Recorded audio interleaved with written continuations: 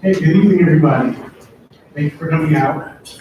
My name is Stephen Gale. I am the co-founder of the Afro-Amerindian Research and Cultural Center and organizer of this event. I would like to welcome you to the 2020 Dividing Lines and African American and Native American Symposium. This symposium was designed as a way for scholars, community members, cultural preservationists, and artists to come together to recognize the various distinctions and overlaps between African and Native American people groups throughout the Americas. With regard to this issue, there's been a disconnect between these groups. These peoples whose histories and experiences have intersected far more than they've diverged. Although this concept, if thoroughly examined, has potential to impact nearly every field of study, there's often been a disregard and marginalization by the academy towards communities of color with regard to their complex relationships. Under circumstances such as this, to paraphrase the late Philadelphia nurse, lawyer, and community advocate, Mattie L. Humphrey, we must bring the valleys to the mountains house and create tunnels where we see fit. The purpose of the Dividing Line Symposium is to contribute to accomplishing this goal. We are proud to feature a number of short films representing a total of 13 countries and feature discussions from a myriad of disciplines and perspectives. I would like to thank Dean Evans and Associate Dean Goldie Louie for their support, as well as providing us a space for this symposium. I would also like to thank the KSU Library System faculty and staff, the Michael J. Cole Business College Interdisciplinary Studies Department, the Office of the Provost and Vice President of Academic Affairs, the National College of Education's Department of Education and Leadership, Department of Inclusive Education and Innovation Lab, the Center for African and Afro-Diaspora Studies, the KSU College of the Arts, the College of Humanities and Social Sciences, the Department of English, the Department of Geography and Anthropology, the Division of Global Affairs, and the KSU system or KSU School of Conflict Management, Peace Building, and Development. I would also be remiss if I did not thank the women that were integral to bringing this project to fruition the second time. Ms. Darren Hales, Amy Cook, Jennifer Jacobs, and Tiffany Davis. Lastly, thank you to all of our volunteers and donors to this event. I will also be thanking plenty of other people tomorrow in the closing segments of the plenty of time for thanks. Next up, I would like to introduce Dr. Jesse Benjamin from Global South Research Consortium to give us a few more words. Thank you.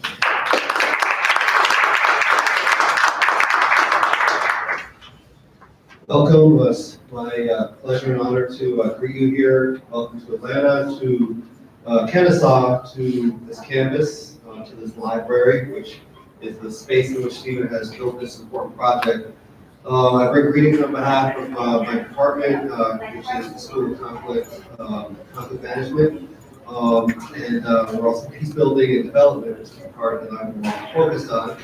But Stephen's brought a lot of our programs together, and I think that's another thing that is important to credit him with, is the various elements that bring us together. So greetings also on behalf of Walter Rodney Foundation. I'm wearing this shirt, and it's a Pan-African organization I work with in the city, which I think is an important part of this ongoing dialogue. The main thing I wanted to say is that in a short time, Stephen has sort of identified a gap in our entire national conversation and has been visionary in moving to fill that gap. And here we are at the second annual, but it's the third major event we've done. So it's already turned into a more than once a year event. It's growing quickly, it's institutionalizing quickly. And in my tweets and comments to others who have been inviting them, I've been saying this has quickly become the premier national space for this conversation. And that's two things. One is there's a lack of other conversations and we're filling a void. On the other hand, that's because this is a really important conversation that you built up here. So it's a testament to the gap and to the strength that we're building here and what you all are participating in building. So I think that's really great. And one final greeting is on behalf of Global South Research Consortium. And one of the things we're proud to do is participate in publishing some of the proceedings of the previous gathering, and we're working together on building that moving forward as well. So there'll be a research output, and one of the things we can do is support undergrads, grad students, junior faculty as they move through the stages of their career, and we can acknowledge the kind of work that's going on here, which is important, but often is disregarded by the peer-reviewed academic system. So we have to really open that space. And so some of you are already in dialogue with me, Jesse Benjamin, or Stephen about that. And I hope to talk to you. Maybe I don't know what you look like. We're meeting for the first time around this event. But some of you are hearing about this, and I'll be, if I'm on the mic tomorrow, I'll probably say it again, because this is one of the things I need to do is to identify so that we can pull together and get a published piece of this stuff, which is both peer-reviewed scholarship and also creative works. And so we're really open to being a venue for you. So I want to put that out there. And so that's the greetings from Global South Research Consortium. The main thing, though, is to give Stephen a huge round of applause for all the way.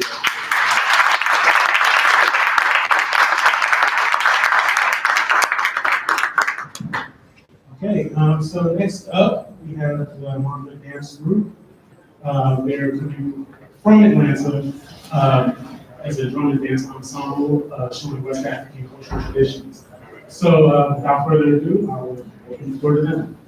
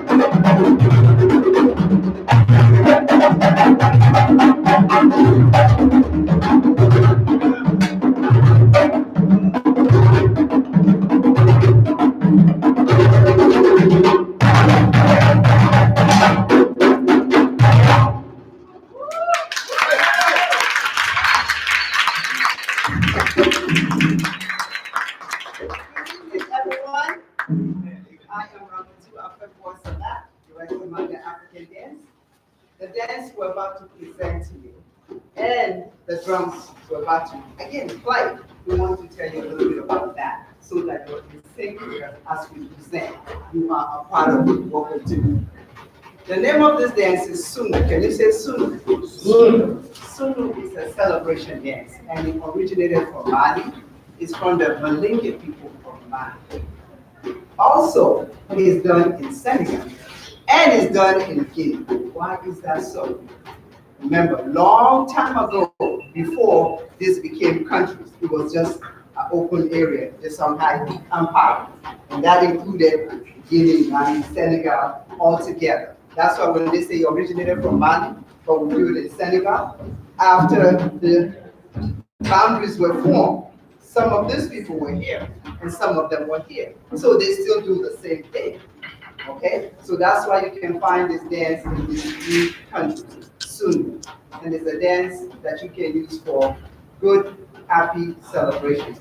But there's another unique thing that happens with Sunni.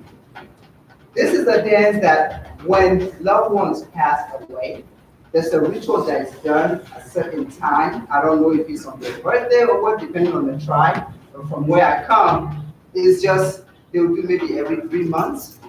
They will take their favorite food when they were alive, cook that, take it to their graveside. Sort of like here, I see the people put flowers, they take food, and then the little children will dance this dance soon around the grave of that person. That's how they continue to celebrate and connect to the spirit of that person while they're away through their faith.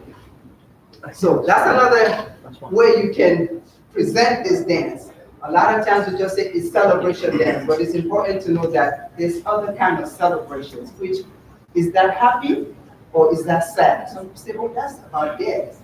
But you're trying to connect in a good way. So soon we can perform for that as well. So as for the drums, Brother Romero can start with the djembe and its significance to the dance. What am I listening to when I actually dance? As an African dancer. Starting with that. Hi, everybody! Wake up! Don't be so serious. But let's be serious. Anybody in the room knows the name of this drum? Wow, I'm surprised there's only 3 people that know the name of this drum. Because most times you talk to an audience that are very well educated on what we're doing, and it's like, okay, you haven't told me anything new. I knew this drum. I knew that there was cool scheme on there. Are you telling me something new? So now I can tell. We'll talk to you. This drum is called djembe. Everybody say djembe. Most often found in Mali, Guinea, Senegal, and Ivory Coast. This particular one happens to be an Ivory Coast drum. And you can tell by the way it's shaped. Most of the Ivory Coast drums are a little shorter, what we call this the bell, and this here is the sound chamber. Okay? It typically uses an animal skin. Depending on the timbre that you're interested in, you put that skin on it. You can put a cow skin on it. You can put a deer skin on it. You can put whatever you want. These drums are attached from the skin to the shell by about 80 feet of rope. These drums were also historically known to be created by the blacksmiths in honor of women of the villages in those particular areas. Because, you know, the Mali Empire used to be, well, she already spoke about that first of all. The whole thing was just one big mass, and everybody was like, hey, cuz, what's the fight doing? And particularly in certain areas where the wood was different, the drum was sound different. So, with this drum here, there's 6 particularly obvious sounds that you'll get out of this drum. In order for us to talk to each other with these drums, there's a language, just like our English language. You got A, E, I, O, U, and sometimes why? Why? It's because it's just that way. So there are syllables and signals in here. So in order to create them and group them in certain ways that make sense, we have to get that alphabet together. So the first one is called bass. Everybody say bass. Bass. Nice firm hand, straight to the drum, then send you the deepest sound. Now this drum is carved out of a solid piece of wood. This is not 2 pieces. And skin on top here is the earliest forms of boombox action. Yeah, it's the same thing as a speaker, right? What happens? Signal comes through there, electricity hits it and makes it vibrate, right? Well, this is our electricity right here. Manpower, all right? So we got that bass. The next one is called song. It's an open tone. Say song. Song. Nope, that's boring. Say song. We gotta get it up again. That's an open tone. Bring your hands back here where the fingers meet the palm. Get that nice open sound. Then the next one is the loudest tone. We call it solo. Everybody say solo. Solo. Now when you say it, you gotta scream, say solo! Solo. Wake up! Solo is the loudest tone you get out of the drum. Typically, we use that one because it will carry over the other sounds. It sounds like this. It's a quick slapping motion. So you got the bass, song, solo. All right. The next one, be careful with this one. Sometimes people have fun with this here. It's spelled K-A. Everybody say it.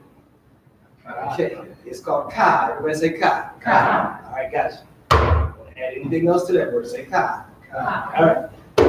One hand stops the spin from vibrating, the other hand uses that solo technique. Sounds like that. So you got bass, song, solo, ka. Those different sounds become more melodic, as you can tell, right? You start to sound more melodic. So you got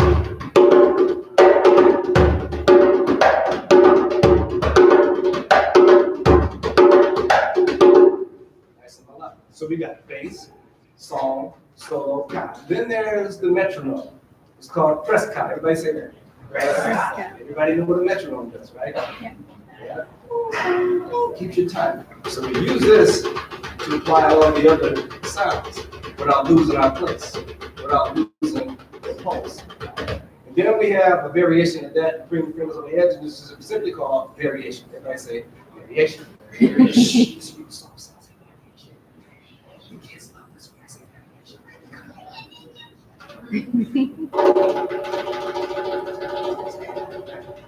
What's number one? Bass. Thank you. You said it with a lot of bass in your voice. Everybody bring out the bass and say bass.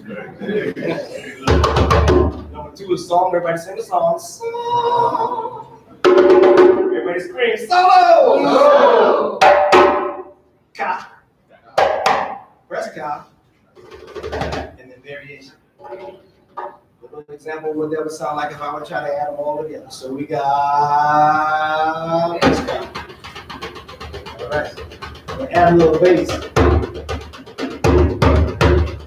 Ooh, that's nice. Look at that. And you're gonna shake your booty, don't you? Bring a little song.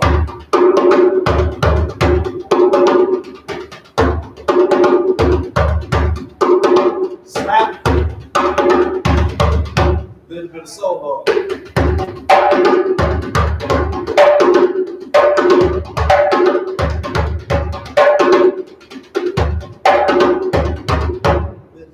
Variation.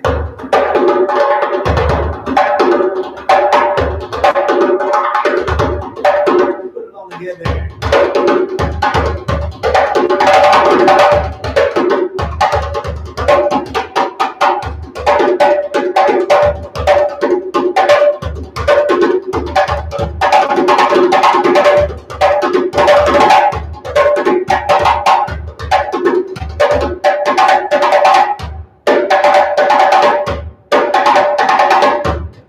That girl is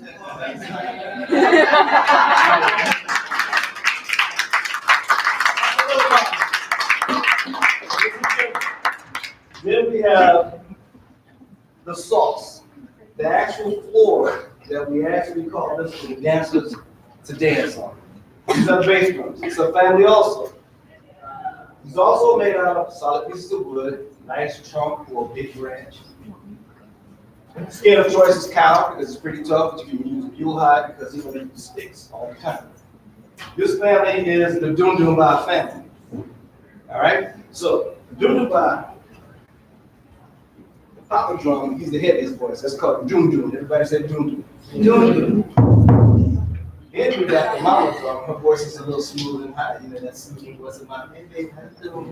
It's called Samban. Everybody say Samban. Samban. And then we got the little baby drum. That's called Kinkini. Now, traditionally, if we're going to give signals, it wouldn't come from this drum. This drum was known to be just an accompaniment drum, like a pair of earrings, a nice piece of jewelry. It wasn't the main ensemble like church bands. So these drums right here, this drum would give the signal. But over time, through theatrical use, they started to change it a little bit, and this became the most popular drum in Africa, pretty much. Why? I still can't figure it out. But it's very powerful drum. As you can see, they were designed to be played outside. These were some of the earliest forms of long distance communication. Before everybody Bell got together and said, hey, let's put some strings together and make it vibrate. You can hear stuff going on inside the other side. You know, that's it. Same thing here. So villages will communicate with each other. There are certain predetermined signals that go way back thousands of years, just like she was talking about a death. There are certain songs, certain dances that you use for the passing of a loved one. Certain music, certain dances for a child being born, weddings, and so on and so forth. All right, and they're very simple. They just become more and more embellished for theatrical purposes. So I'll give you a quick example with the doom doom. Just like, oh, one thing. Traditionally, there would be an individual for each drum being played with a bell. So you have a drummer with this and a bell here, and he would play with a piece of metal here with the bell, and then the stick over here with the skin. I'll give you a quick example of what they sound like all by itself.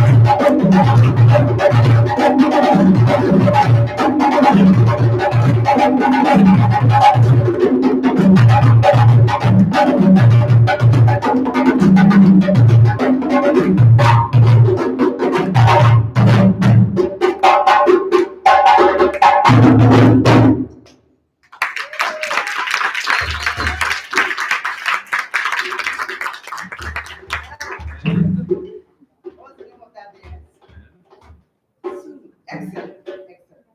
Would you like to try? Yes, they would like to see one, especially two steps. Come on, somebody, 2 steps with me. Come on. Very slow, gonna slow down. Come on. Yes.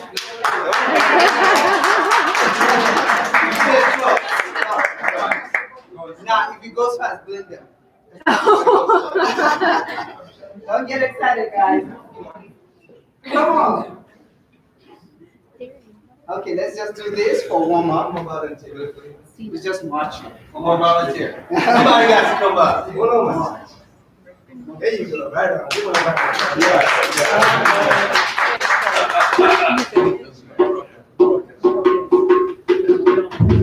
on. Ready for one step. Step. 1, 2, 3. 1, 2, 3. 1, 2, 3. 1, 2, 3. When you come on 3, I want you to come on relevant, like on the ball of your feet. Up, down. Up, down. Up, down. Hands up. Down. Up.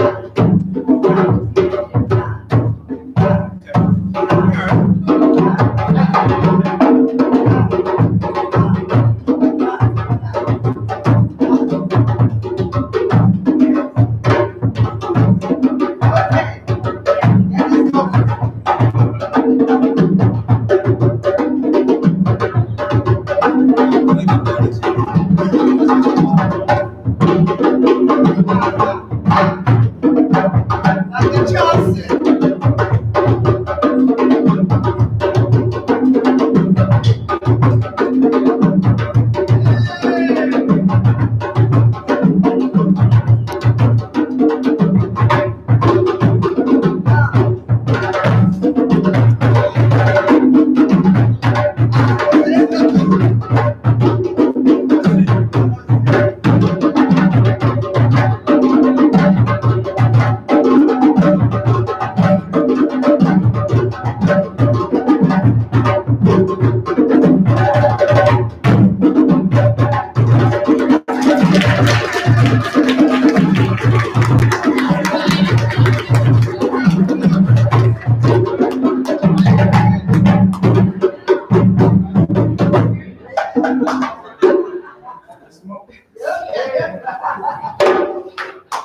One step and then you supervise.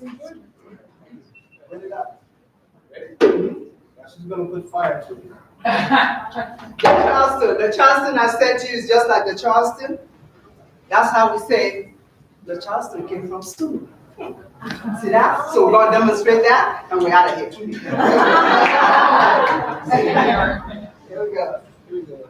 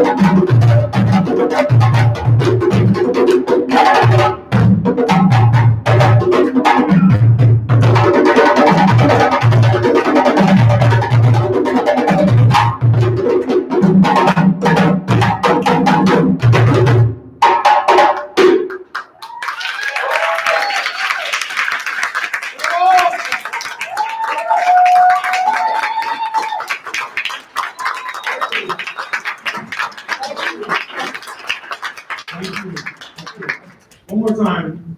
They did a great job.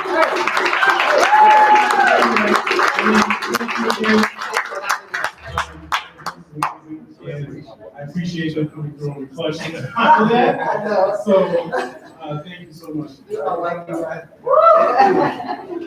And next up, we're going to have Lauren and BC McLeod performing a Native American or showcasing Native American cultural dance, so dress. And we're going to get set up in a few minutes and then we'll get started. Thank you.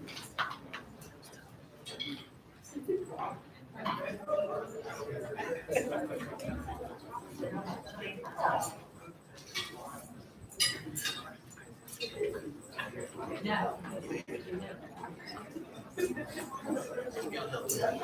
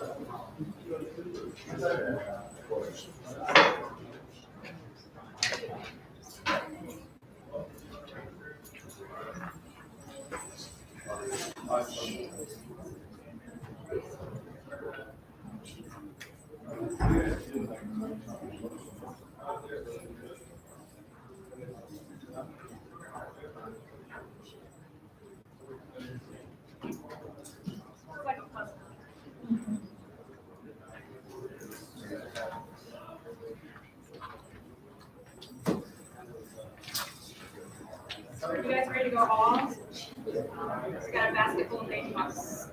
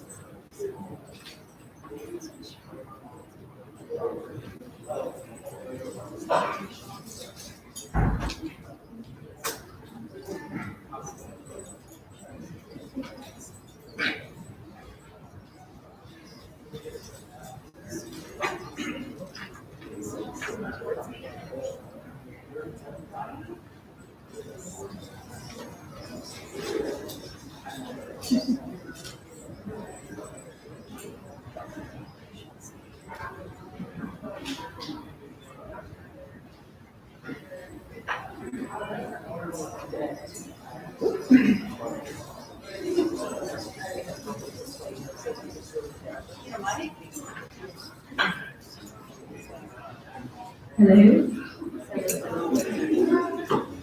Okay, well, let's see how this works. Are you guys familiar with powwows? We have, oh great, this is wonderful. Yes, they're all around the world, they usually occur on the weekends. So I'm going to run you through a brief history of powwows. I'm Lauren McLeod, and this is my sister, Lucy McLeod. She is currently got her face painted for, I'm not sure if you're familiar with the art, it's MMIW, it's the Missing American and Indigenous Women. So she's taking a vow of silence and solidarity right now. So I'm going to do a talk first. So we are Catawba, Shawnee, German, and Scottish. And I know that's not something that you can look at us and tell, because that's the beauty of Portuguese.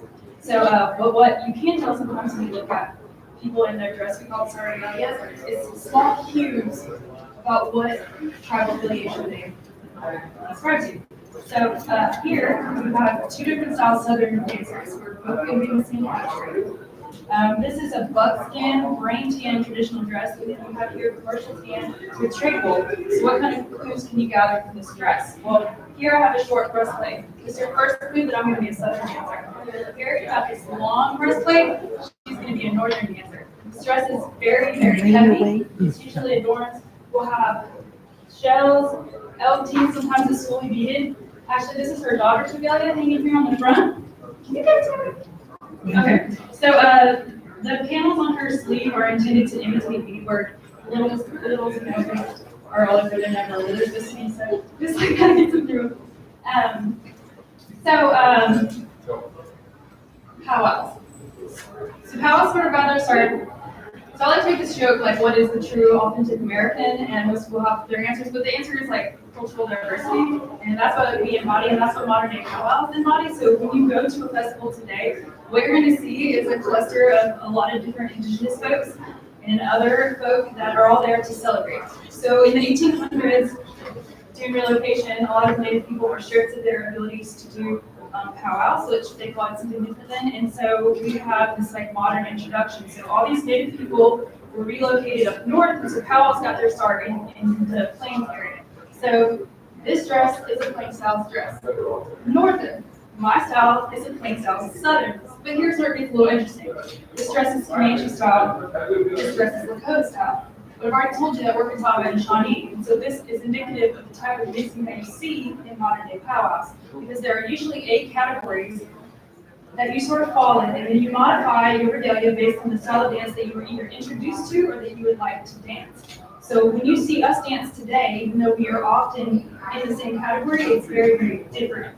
So the Southern dancer, she's very regal and she's very poised, and she does a circle and a counterclockwise around, and which is really harmful in this space because it's like a small circle. So when I dance, you're to watch my fringe, and my fringe will sort of move on the offbeat like the wind. And when I hear an honor beat, I'm going to bow to the earth and almost like a bow or a trek. And essentially that's what I'm supposed to symbolize, and I'm tracking the middle warriors ahead of me. So when you hear that racist sound, you guys are always associated with Native Americans. What that we believe to be is the women. So the women, it is a shrill or lulu, and we do it in order to honor other dancers or to other people. We cover our mouth, it's very modest. And so that sound, we assume, is what they heard, but what they could not see was the women that were in the back. This northern dancer, her dance is going to be different. Her dress is very heavy, and so she's going to stand in place, and it's almost very maternal. She's almost going to scrub like she's placating plus behind. And when she hears her honor beat, she's going to turn to the different directions. So we enter usually from a certain side and have north, south, east, and west. So she's going to pay tribute to these 4 corners. So I brought with me a few other things that you guys can look at, which is cute baby moccasins, and I bring them to sort of highlight some of the characteristics that you see on people's regalia. And the one thing that is surefire, usually replicates their nationality are their shoes. You tell a lot about a person about the footwear. I think that's even still true today. So what we have here, so what I'm about to ask her to do is very modest, but if you could lift your dress just a little bit so she can see your boot. This is really taboo. So you got a Comanche style boot, and you got a Lakota style boot. So it's fully beaded, mine is not. And then here, she's also a Comanche style dancer.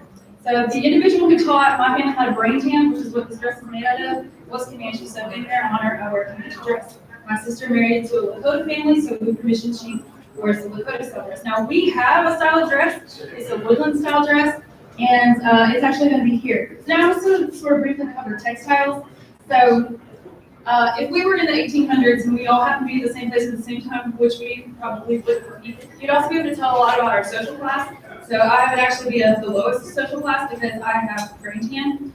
Next would be our northern dancer here. She has commercial tan and tradeable, which means that her family could afford to trade. This gal here, our red dress, I call her Betty. She's the most wealthy of us all. So she's got her Comanche style boots on as well. And then, we got the introduction of shells and beadwork. And then, as I was saying, the woodland style. So women wanted to imitate what they saw around them. And so these women that they saw that had modern day clothing, and so they started adopting that. So you see that in this ribbon work. You see it. Yes, this shawl has it.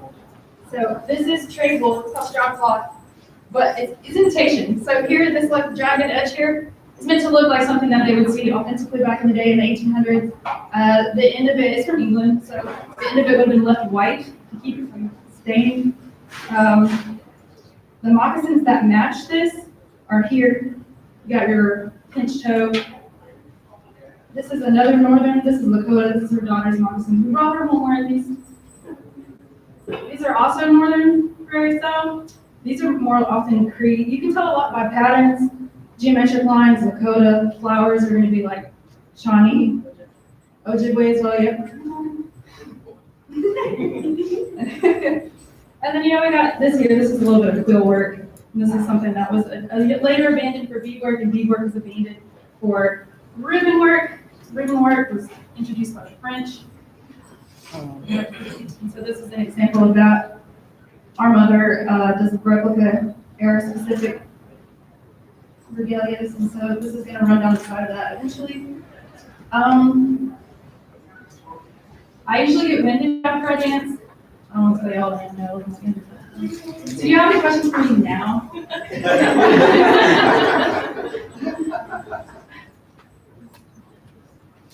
I also can't see when I'm wearing my glasses. Okay, I'm gonna hand this off and we're gonna do a little demo for you. We're gonna dance. This is our friend of ours. It's a Southern style drum, so it's got a deeper tone. And his name is Jeffrey W. He's a friend of ours.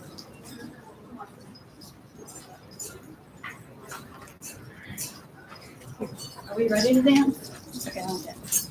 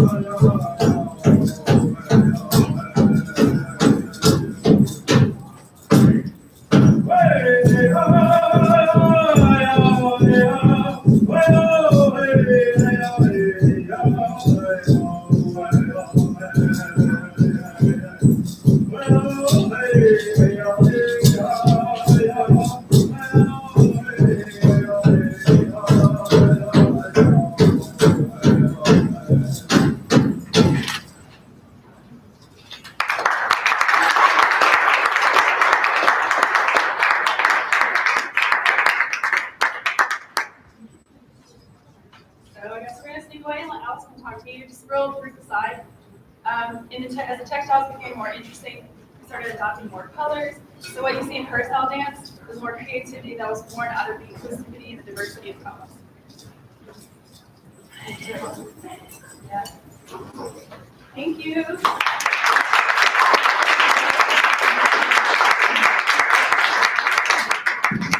I appreciate you guys coming out again. And next up, we have Alice Gilstrap. She'll be doing some fancy dancing for us. Okay, well, brief intermission, we have to break down some of the stuff here. But yeah, but once we get that started, we can do that. And also, there's still food, so if anybody wants to have food, we still have refreshments in 113 right over here.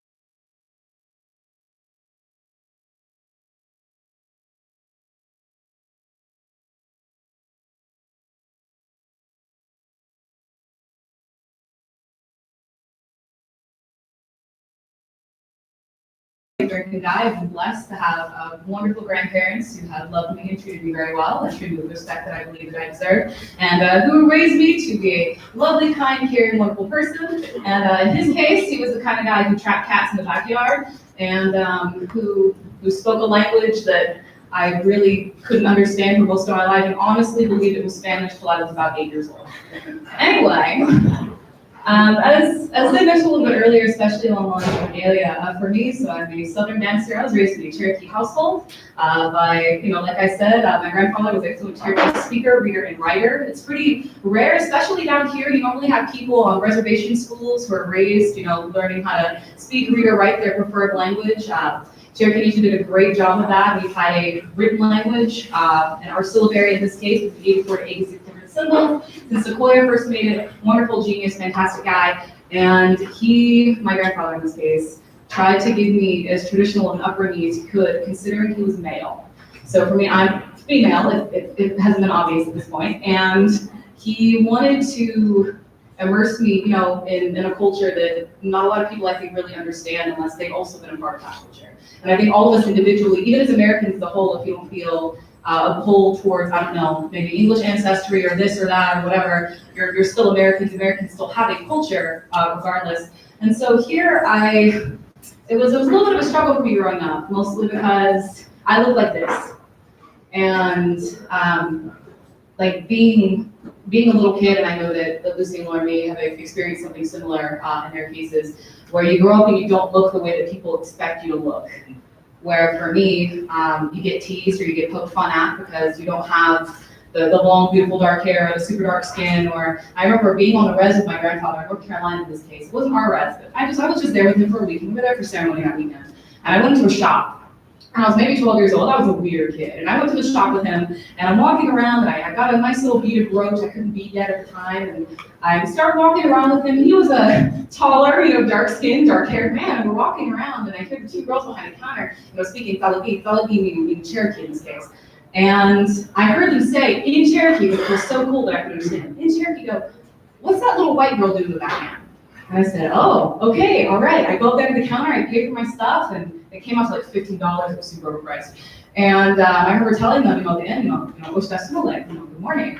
And their faces stripped like to vellum. It was so weird, it was so strange. And they were very, very shocked. And later, go on to ceremony, you hang out with people that have known you your entire life, and you feel fulfilled, I guess. You feel like you belong more. And I'm gonna move on from all those super heartfelt stuff because I don't want to get too caught up in that. So for me, in my case, what I'm wearing currently is what I wear for competition. I'm a competition powwow dancer. Like I said, I travel 8 or 9 hours to a powwow, sometimes more, sometimes less, in my own beat up Toyota Camry 2007. And I do all of this, and I go, dance for a weekend, maybe a Friday to a Sunday, maybe just a Saturday. Normally we compete against each other, in this case, for money, 9 times out of 10. And also for pride, if you beat your friend or you beat somebody who's really good, it makes you feel great, and you're gonna talk about it for at least the next month or so. And for me, really, more or less what I'm wearing right now is something that you see on a women's fancy shawl dancer on the competition circuit. Like they were saying earlier, you can normally tell where a dancer comes from tribally by how they look, by how they dress. In my case, it's a little bit difficult. So for me, the style of beadwork I'm actually wearing, I made 90% of what I'm wearing. So I'm pretty familiar with beads and fabric and textiles at this point. And as far as the designs that I'm wearing, actually right now, these are Western designs. And some people get really confused by that because I'm a Southern dancer. It's based off the belt that I'm wearing. This belt ties in the front, very, very simple, with just shoestring or ribbon or whatever you prefer. And my grandfather made it before I was born. The belt is actually older than I am. He beaded this belt. And I decided to base it off of him to kind of honor him in this way. And I've had people call me out on that in the arena. "Hey, those designs aren't yours." I don't come from that specific area. It's completely understandable. As soon as I hear it's more of an honorable thing, I tend to let it go. Otherwise, I'm wearing what, for women's fancy shawl, what would be noted as a modest attire. You'll notice a lot with Native American women, modesty is a big thing for us. And it's not a weird, misogynistic or sexual thing or anything like that. It's just normal. It's just how we grew up. So in my case, the dress that I'm wearing, I make all of them on a pattern. It's my favorite dress so far because it's brand new. It's only, about a month old. The sleeves, of course, are quite big. They're enough to get a little bit of room in there, a little bit of air. Goes all the way down to just before the wrists, sometimes to the wrists or even further. In the case of here, I'm not gonna, for immodesty's sake, like she was saying, this is very taboo for us, but we normally wear our dresses below our knees. So underneath here, we can have up to 1 to 2 different layers of clothing. In this case, I just have one. It's just a pair of loose athletic tight pants. And then that tends for us hides the top of our mocks. So we have that ribbon work that goes down here, and I have that lovely little slit up the side, which gives me a bit more of a range of movement, especially for the dancing that I'll be doing. It'll be very, very obvious why I need that range of movement when I'm out of breath and really hate myself in about 5 minutes. Anyway, so I have the ribbon work here at the very, very bottom. Ribbon work takes a very, very long time. Like you said, it came from the French. It's a great way to adorn your dresses, adorn your gowns. And you'll notice that whenever we have our shawls or our dresses, the more ribbon work, the more design, the longer hours it took. And in some cases, people would say, oh, it's the more wealthy your family is, maybe the more well-off your family is. In my case, ribbon is expensive. All right, so for me, I tend to go to Joann's, use my military discount, and buy it off the rack. Everything else, for us here, we have what we call a vest, a cape. For me, I prefer to call it a cape. Some people call it a yoke, like you would around, like ox. Do ox more yokes? Is that the thing? No? Thank you. Okay, cool. That's great. That's awesome. So here we have it. It's pinned underneath. Some people have those nice little pop buttons that pin onto their dresses. I just use safety pins. Pin it right to my shoulder so it doesn't spin on me or fall off. That has happened many, many times before I started really dancing. I made that mistake a lot. And so here on the back, it's halfway beaded, and that's actually there for a reason. It's not completely beaded on the back here. It's meant to denote the old style fancy shawl, rather than the new contemporary style that really started kicking off, I'd say, in late 80s, early 90s. It got super, super popular. You can see old videos where they start really kicking up and making their designs a lot more elaborate. So for me, dancing old style, it's meant to honor the earliest version of the dance. Women's fancy actually originated from the men's fancy dance, which is a fantastic dance to watch, very intricate, very awesome.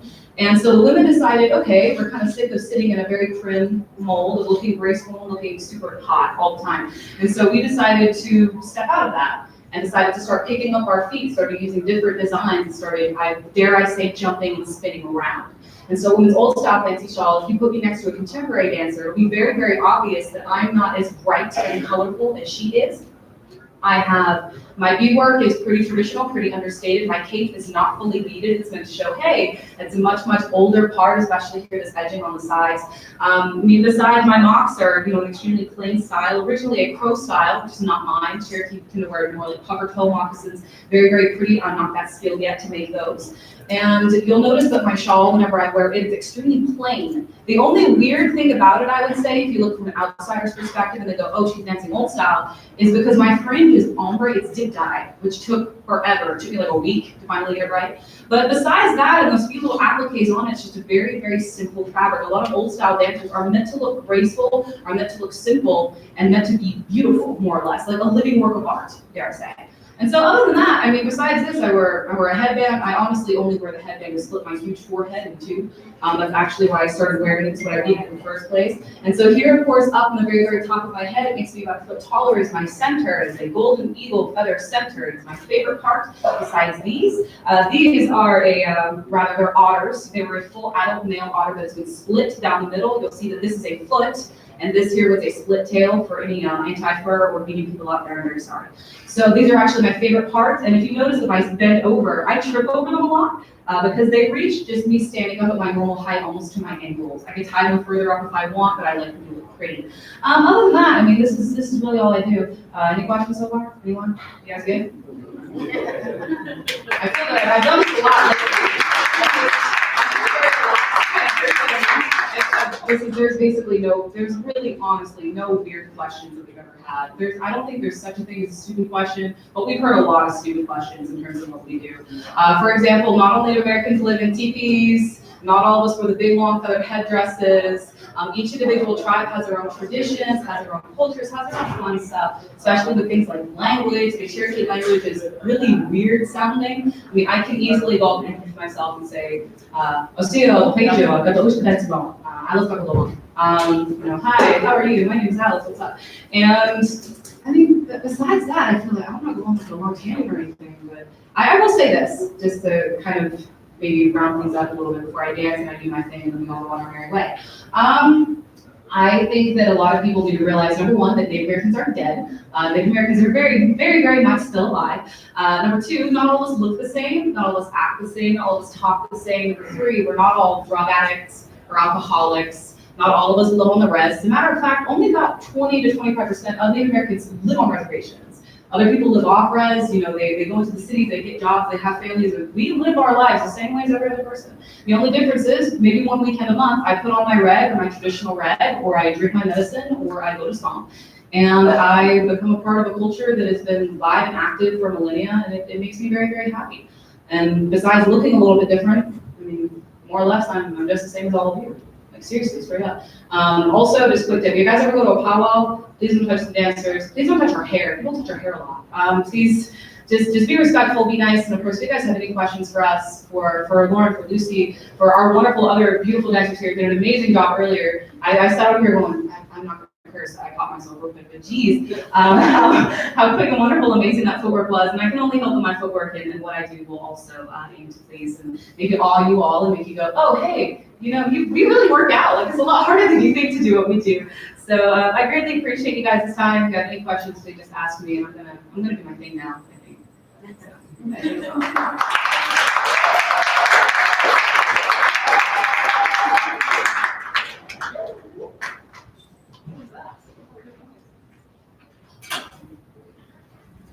So long shawl, yeah, cool. This shawl is a little bit wider than my wingspan. As you can see, I need a little bit more room. Yeah, I just made this shawl the other day. I love this shawl actually. It's a little bit heavy because of that chainette fringe there on the wall. I slide it under, thank you very much. Inside here, besides going down, you know, picking it up right before that fringe ends, kind of pinning it up near my shoulders, I have little handles on the inside that keep me from losing my grip. It is the worst thing in the entire world to mess with a powwow, lose your grip. You look real stupid if you do that. I've done that many times, so I should know. And beyond that, I mean, I'm just here, I'm doing my thing, and I hope it all works out for the best. Real quick, I will do this stuff. I will remove my choker because it itches. More texture kind of stuff. Yeah, go for it. Powerhouse Top Maker.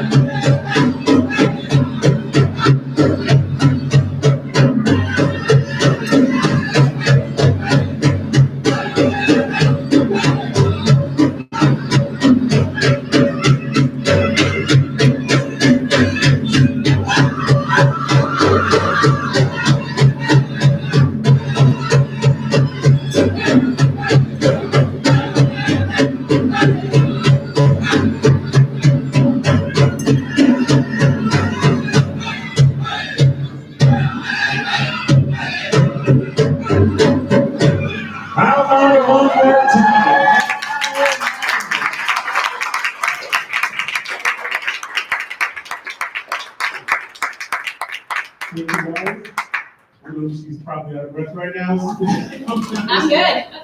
I'm good.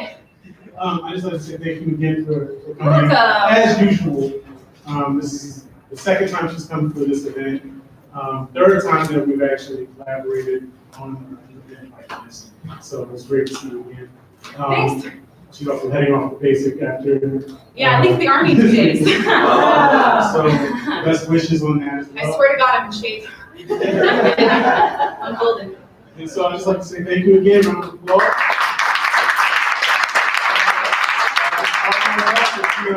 For the next line performance, which is Martha Red Home Roots Project. Thank you.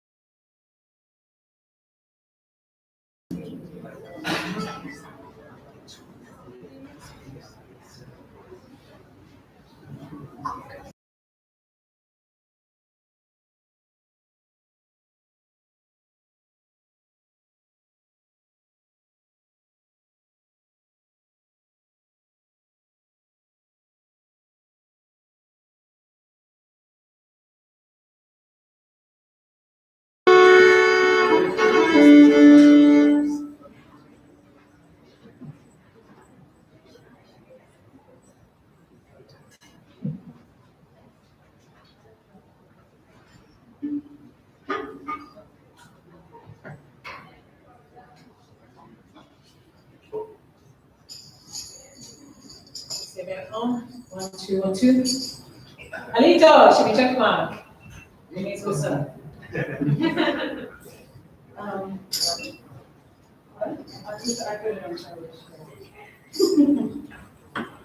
name is Martha Redbone. Thank you so much for, well, thanks to Stephen and for you for inviting us to participate in this beautiful event. It's really special for me. I'm deeply honored that people even think of me and to invite me on something like this. This is really great. And I know that my ancestors, my mom, my dad, and everybody is like just watching me and standing behind me. So when something like this means more to me than just a regular gig, you know, on the road. I am Cherokee, Shawnee, Choctaw, and African American. And as my mom told me, you're not part anything, you're 100% everything. Okay. And I was raised by my grandparents as well, just like Helen said. I was raised by my grandparents in a coal mining family in Harlan County, Kentucky. And yes, there are Black people in those hills, and there are still natives in those hills. Black Mountain Ridge is the original Cherokee Shawnee territory before removal. And my ancestor went to Oklahoma, to Tahlequah, enrolled, and then came back. And so I am descended from all of that long story. And in order to find out the reasons why they came back, you have to check out my musical.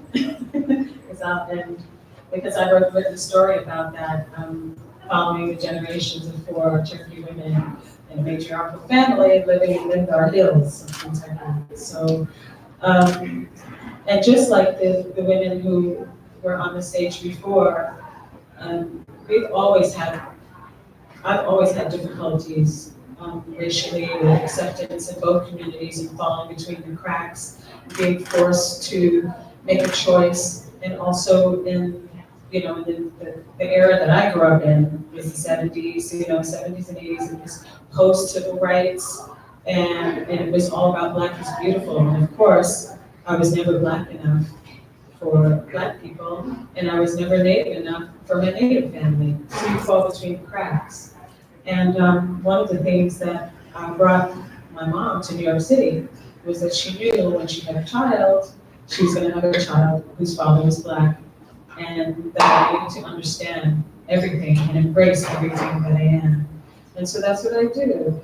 With my professional career, the first time I went out, more than 20 years ago, most people thought that I was mentally ill because I was honoring my mother, who's the one who raised me.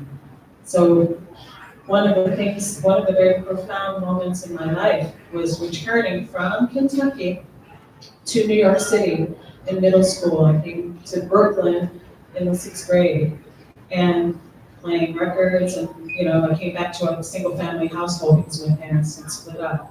And the only thing left of my dad was a piano and a stack of records in the stereo. And so I started playing all these old 45 records and stuff, and dancing, trying to do all the Soul Train dances and make my mom laugh and everything. And I found James Brown. Back then we had 45, discs for you young people. And James Brown had, Say It Loud, Black and Proud, parts 1 and 2 on flip side, And so I remember dancing around to that. And then once that record was finished and I went to switch to another record, and my mom said to me, "So is that all you're proud of? You're just proud to be Black, and you're Black and you're proud? Don't I count for something?"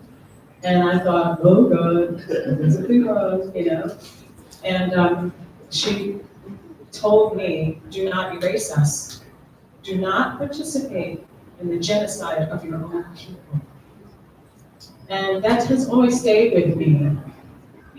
She's the person who paid the bill. She's the person who got the roof over our heads. So why should I choose? Why should I choose when I do everything? And so that's the journey that I've been doing. I've been celebrating this culture that I come from, these 2 rich cultures who were together for a very, very long time. And that's who I am, and that's who I've become. And I also think that, I mean, we're dealing with 500 years of colonization. There's a little bit of somebody in everybody, you know, and especially with Black people, you know, being African American, I mean, we were people who we were stolen from our homelands, you know, stolen, and then brought to the Americas and bred like cattle. So we don't know, we're not from one particular tribe in Africa. We're all mixed since then. And this is 500 years, this is 5 centuries that we're dealing with. So the concept of somebody trying to tell us in the 21st century that you have to choose is really kind of dumb, you know? And so I use my platform to sing songs, share music, and do my storytelling. And I hope you enjoyed what we have to share today. So I don't mean to bring anybody in tears or make anybody angry, and if I do, too bad, because that's the truth. So thank you for your time. With me tonight is Mr. Charlie Burnham on violin.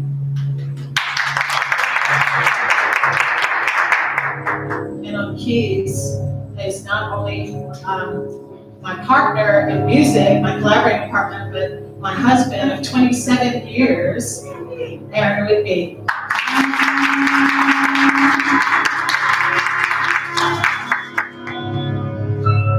This is a poem called The Garden of Love, and it talks about a time when we were all free and innocent, and you know, run around and play in the fields and not have a care in the world, and then all of a sudden, everything changed. And it's about the lost.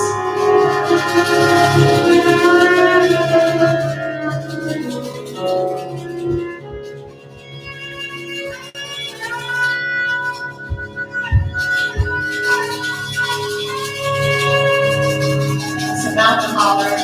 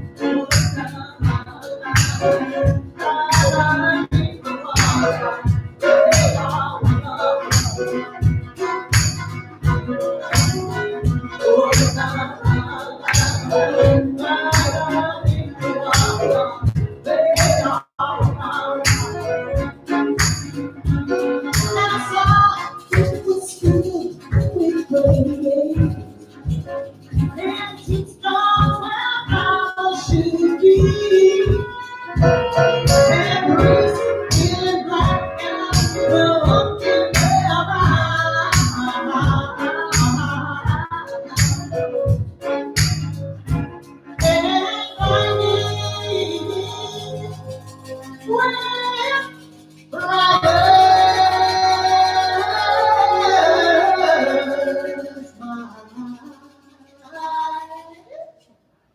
joys and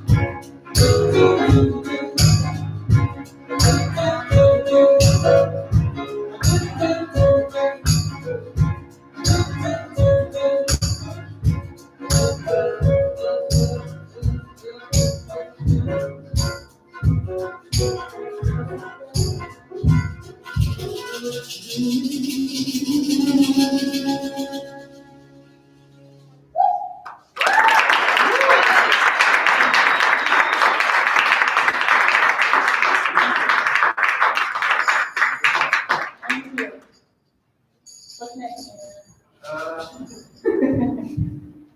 Long walk? Sure.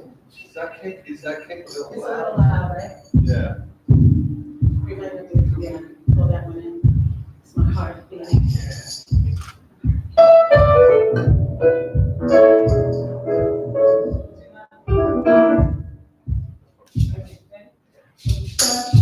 All right, this is church class. We're gonna turn it into congregation.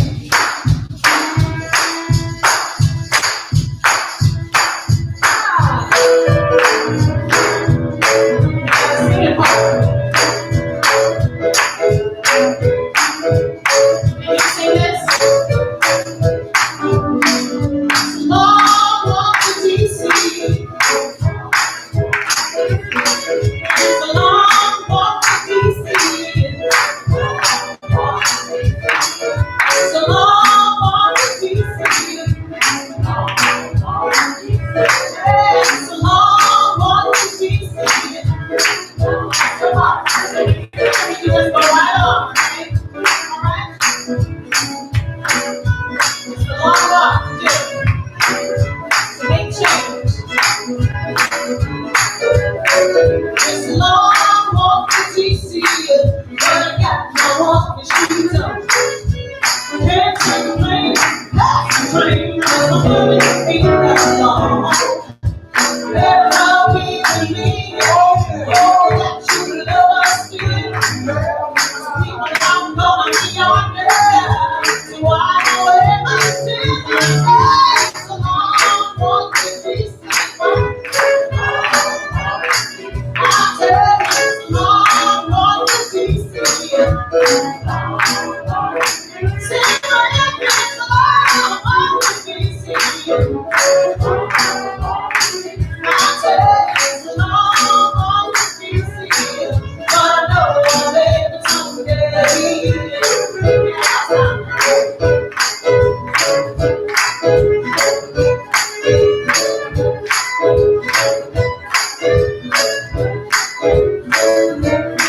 I know it's a whole lot of rocks to rinse till I make it there. Should've been gone on yesterday, but today I'm leaving here.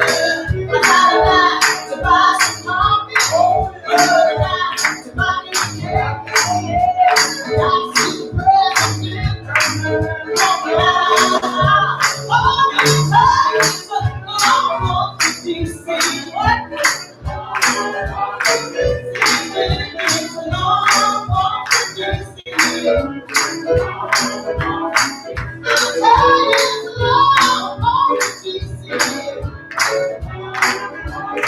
I'm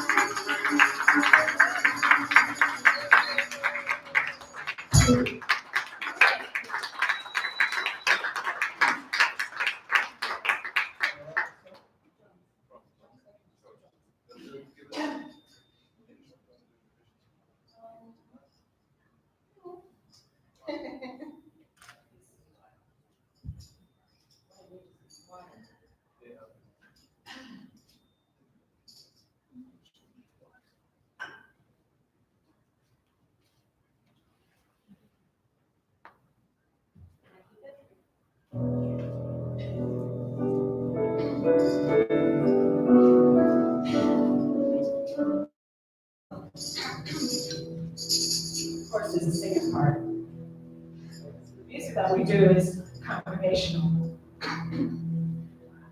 And,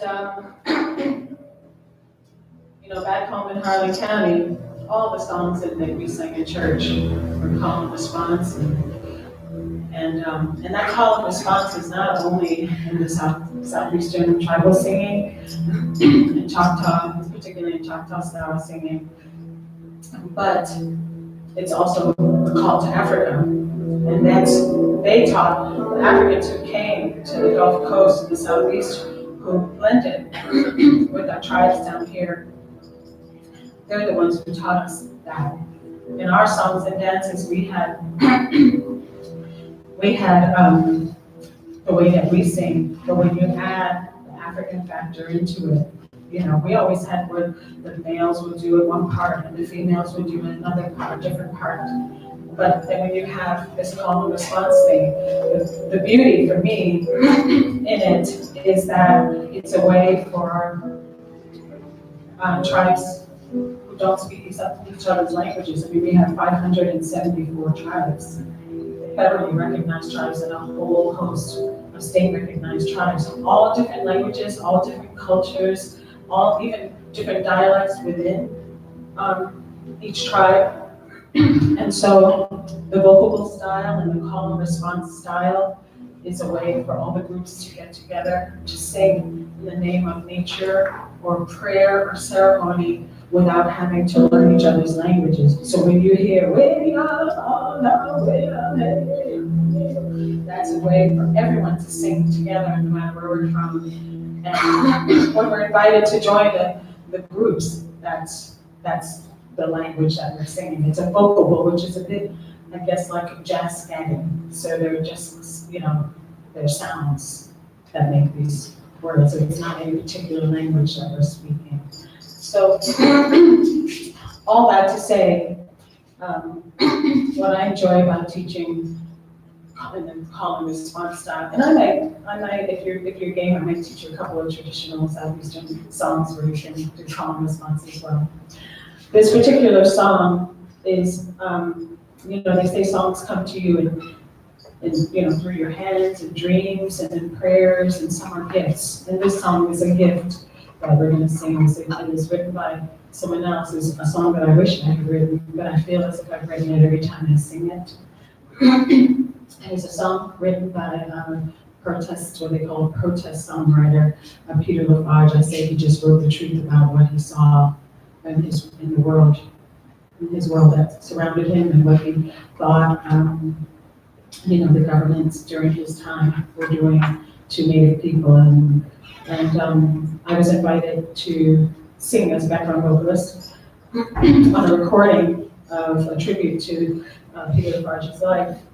And this album project featured John Densmore from The Doors. You're probably too young to know who The Doors are. Oh, baby, light my fire, right? You know that song? I knew you were too young to know. Oh, okay, there's some old heads over there who might know. That's good. So this album project is now part of the Smithsonian's National Museum of the American Indians Library collection, and it was also an introduction to the museum with our work. And since then, our albums, Skin Talk and The Garden of Love Songs of Willie Lick, which we have here today, is also part of the museum. One is in the library collection, and the other is part of the exhibit of Where We Belong in Musicians and Popular Culture. So that's a great honor. And this particular song I'm sharing with you is a song about Indian boarding schools. And I don't know if many people know this, but there was a time when there was a government mandate to remove Native American children from their homes. And it lasted for about 70 years, and where names were changed. Languages were taken away from them to speak their home language, and if they were caught, they would be held to pay. And how through this mandate we still manage to rise, and still we rise and we survive it. And there are many who did not survive, but the elders who live to tell the stories today, whenever they hear us perform this song, they ask me to keep singing it, so I'm singing it forever. And so you do have a singing part, and it goes, there are drums. Can you do where there are drums? There are drums. There are drums. There are drums. So I'll do. And there are drums. There are drums beyond the mountain. There are drums. Okay, is that good? I don't make it work that hard.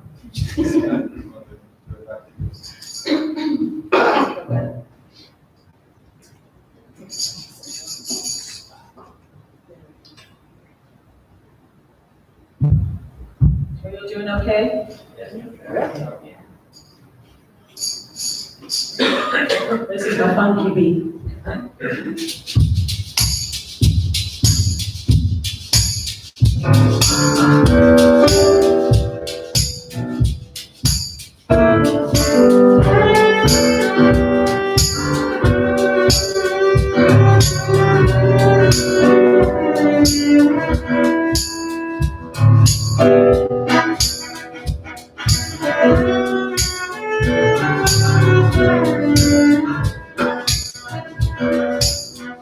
From the Indian reservation to the governmental school, well, they're going to educate me to the white man's golden rule. And I'm learning very quickly. Oh, I learned to be ashamed. And she comes with that's so hard to believe. Oh, she's got an Indian lady. And there are drums beyond the mountain. There are drums in the clouds that you can see. There are drums beyond the mountain. There are drums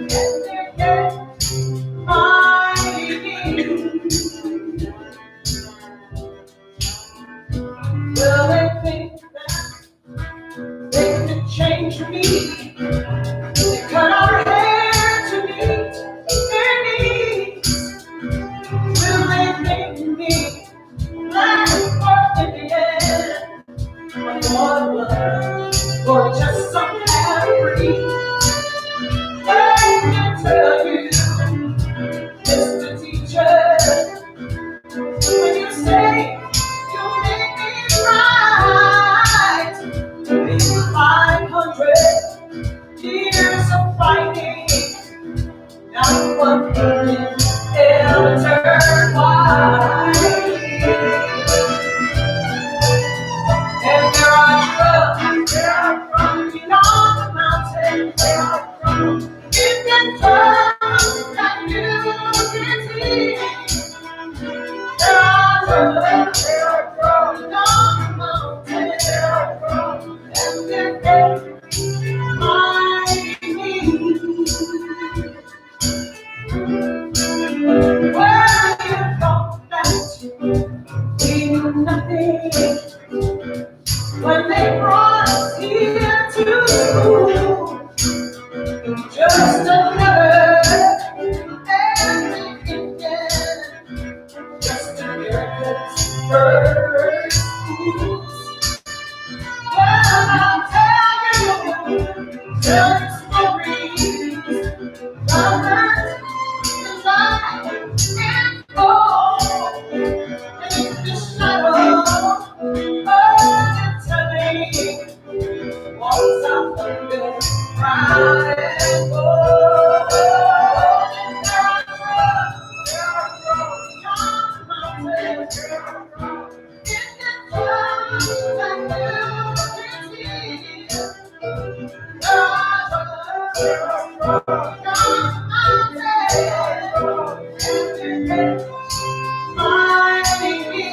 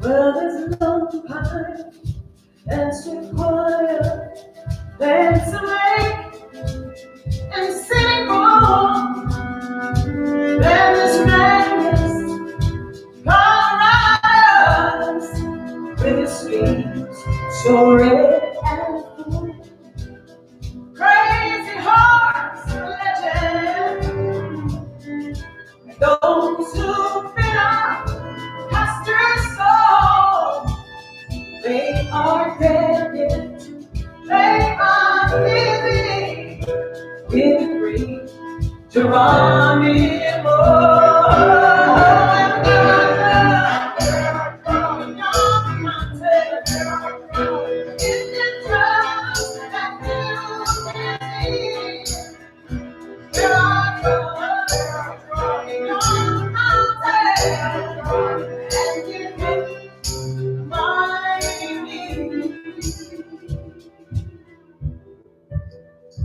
You may teach me this land's history, but we taught it to you first. We broke your hearts and bared to your journeys. Broken treaties left us cursed. Even now you try to cheat us, even though you think we're tame. In our losing, we found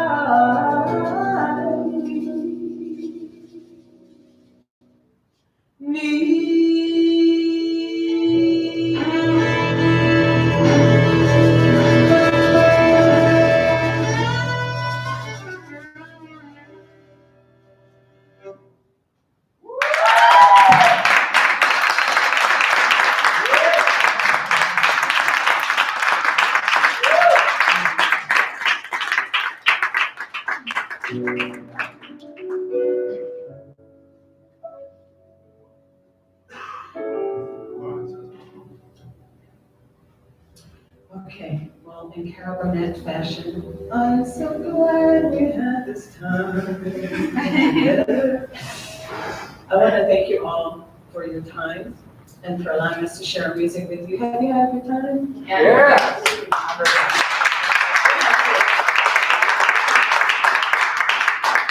Darian and Stephen and Cameron and Code and Jason and all the fellas in the back who helped us set up this afternoon. I'm really grateful to you all. And stay in touch with me on Instagram. I like Instagram other than, more than fight book. That's all you do is you get on there and you just argue with somebody or something stupid and you're like, that's not right, idiot. So find me on Instagram where there's lots of hearts and thumbs ups and stuff, you know what I mean? So thank you again. My name's Martha Redbone. And that's where you can find out about where our gigs are and stuff. I just kind of live on that, Once again, show some love to Charlie Burnham.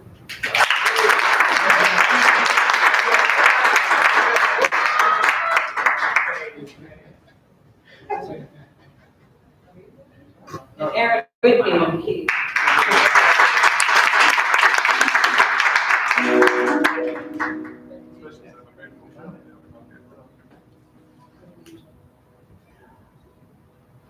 So we'd like to take you to church and then send you back home all warm and fuzzy. This was warm and fuzzy promise. I heard an angel singing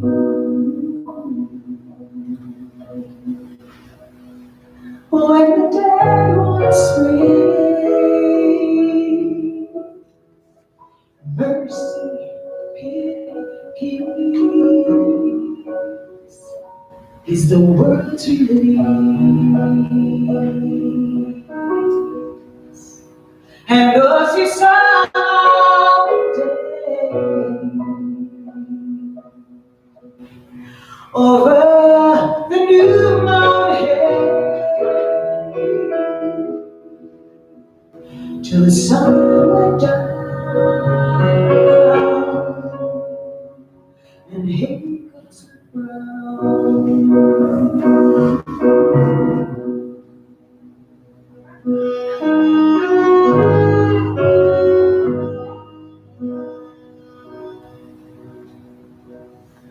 I heard a devil curse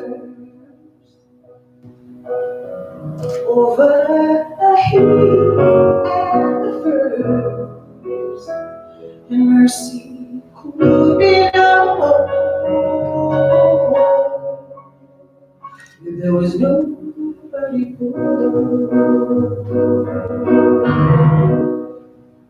and pity no one could be if all were happy as we. And his curse the sun went down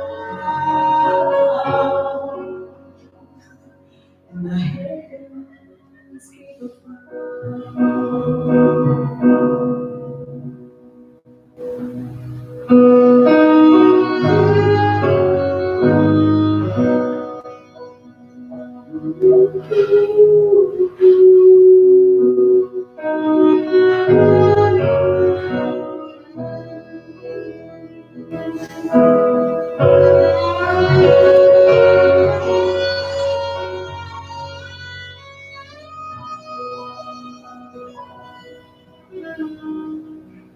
down poured the heavy rain over the new train, and miseries increase from mercy, peace.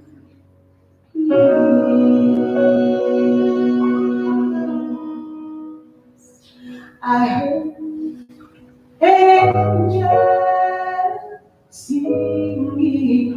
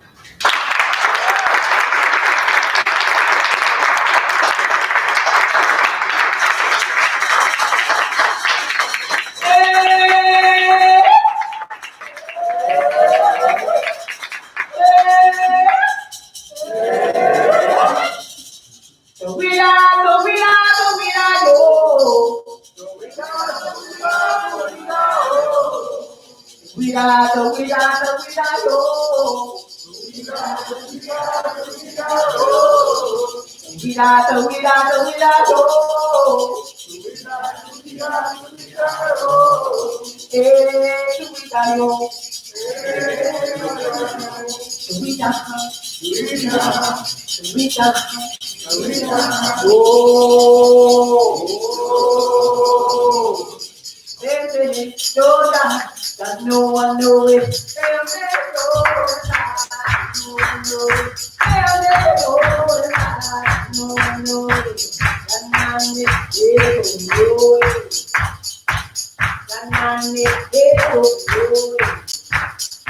Well, I'm walking through the east, and everything is beautiful. I'm walking through the south, everything is beautiful. I'm walking through the west, everything is beautiful. I'm walking through the north, everything is beautiful.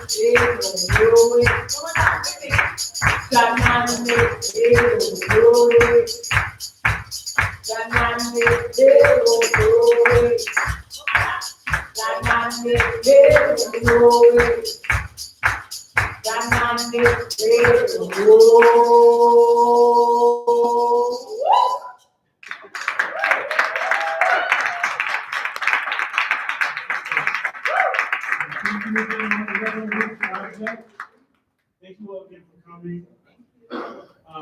And we have the fortune to also have you back tomorrow, speaking with Dr. Jesse Benjamin, one-on-one, and that'll be in the afternoon around 3 o'clock. So I encourage everybody to show up again tomorrow. It should be pretty interesting. We'll have a whole bunch of panels, films, food. It's all free. Bring a friend. And thank you again, once again, Martha Reynolds. Thank you. Yeah.